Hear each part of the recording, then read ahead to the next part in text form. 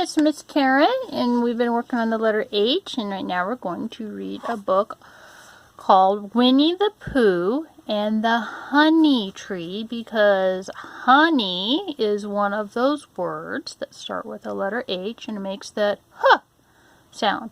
So this is one of the little golden books, Winnie the Pooh and the Honey Tree.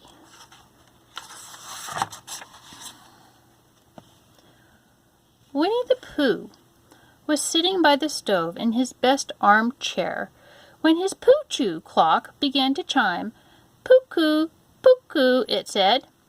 As soon as he heard it, Pooh knew it was time for something, and when his tumbly began to growl, the little bear knew exactly what it was. It was time for something sweet, said Pooh, so off he went to the cupboard where he kept his honey jars. "Oh, bother," said Pooh as he lifted the jar from the empty shelf. "Empty again? Only the sticky part is left." Just then a bee flew in through the window and landed on Pooh's ear. Pooh listened thoughtfully to the buzzing little bee. "The only reason for making a buzzing noise that I know of is because you're a bee," said Pooh. "And the only reason for being a bee is to make honey. And the only reason for making honey is so I can eat it," he concluded with a chuckle. Pooh followed the bee out the door of his home and through the 100-acre wood, and when he came to a honey tree, he began to climb it. As Pooh climbed the tree, he sang a little song to himself. It went a little something like this. "When I'm rumbly in my tummy, it's time to get some honey. But I wouldn't climb a tree if I could fly just like a bee." Poor Pooh climbed a little higher, and then higher still. He was just about to reach for the honey when the branch he was sitting on went crack. "Oh, help!" cried Pooh as he began to fall. "If only I hadn't, you see, what I meant to do." Poof! But by this time, Pooh had already hit the ground with a thump. As Pooh brushed the prickles from his nose, he decided that he needed help in getting the honey. And his good friend, Christopher Robin, would be just the person to help him. So, Winnie the Pooh went to look for his friend. He found him outside his house in another part of the wood. "Good morning, Christopher Robin," he said. Then he noticed a balloon tied to Christopher Robin's tricycle. It gave Pooh a wonderful idea. "I wonder if your good got such a thing as a balloon about you," hinted the bear. "What for?" asked Christopher Robin. Pooh looked this way and that. When he was sure that nobody was listening, he whispered, "Honey." "How do you get honey with a balloon?" asked the boy. "I shall fly like a bee," replied Pooh, "up to the honey tree."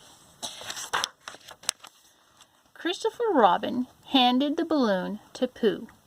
Instantly the bear began to rise in the air. "See?" he said. Christopher Robin grabbed Pooh and pulled him back down. "Thank you," said Pooh. "Now, would you be so kind to take me to a muddy place?" So Christopher Robin took Pooh to a very muddy place. And Pooh rolled and rolled until he was muddy all over. "There now," said Pooh. "Isn't this a clever disguise?" "What are you supposed to be?" asked Christopher Robin. "A little black rain cloud, of course," replied Pooh. "Now, would you aim me, please, at the bees?" Christopher Robin let go of his friend, and up, up, up floated Pooh to the top of the tree. "Pay no attention to me," Pooh said, sticking his paw into a hole in the tree. He pulled it right out again when a bee flew out and landed on his nose.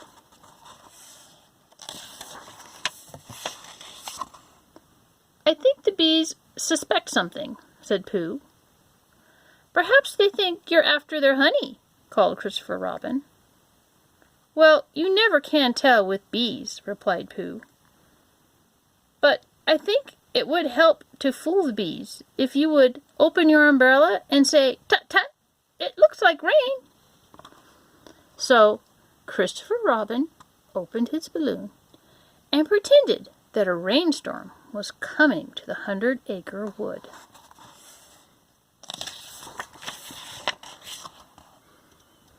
But then more bees flew out of the nest and began to buzz all around the little rain cloud named Pooh. Some landing on his nose, others on his arms and legs, until he and his balloon were almost completely covered with them.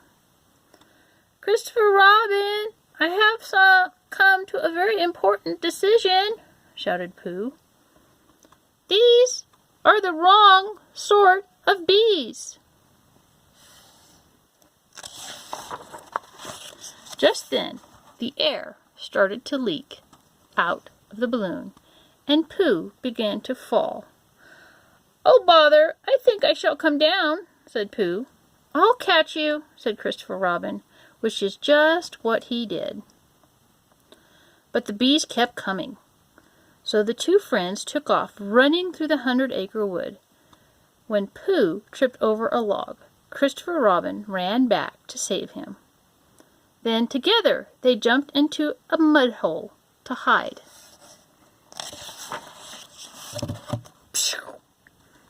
Christopher Robin opened his umbrella to cover them, and the bees flew right by.